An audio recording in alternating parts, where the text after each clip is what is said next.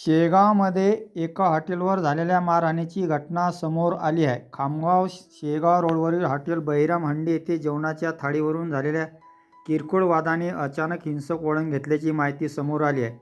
मिळालेल्या माहितीनुसार 9 मार्च रोजी मध्यरात्री सुमारे 1:13 सुमारास ही घटना घडली.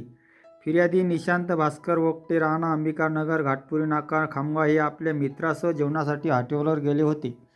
फिर्यादीच्या तक्रारीनुसार त्यांनी 5 जणांसाठी जेवणाच्या थाळीची ऑर्डर दिली होती. मात्र त्यांना फक्त 2 थाळ्या देण्यात आल्याने उर्वरित लोकांसाठी जेवण देण्याबाबत त्यांनी विचारणा केली.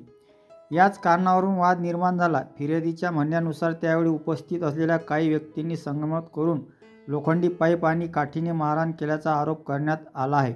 तसेच शिवीगाळ केल्याची तक्रारी नमूद केली आहे. या प्रकरणी शेगाव ग्रामीण पोलिसांनी आलोक बिलेवार तसेच हॉटेलशी संबंधित इतर तिघांविरुद्ध भारतीय न्याय संहिता 2023 मधील विविध कलमांन्वये गुन्हा दाखल केला आहे. सदर प्रकरणाचा पुढील तपास शेगाव ग्रामीण पोलीस करत आहे. अशा स्थानिक घडामोडीच्या अपडेटसाठी शेगाव लाईव्हला सबस्क्राईब करा, व्हिडिओला लाईक करा आणि आपल्या प्रतिक्रिया कॉमेंटमध्ये जरूर कळवा.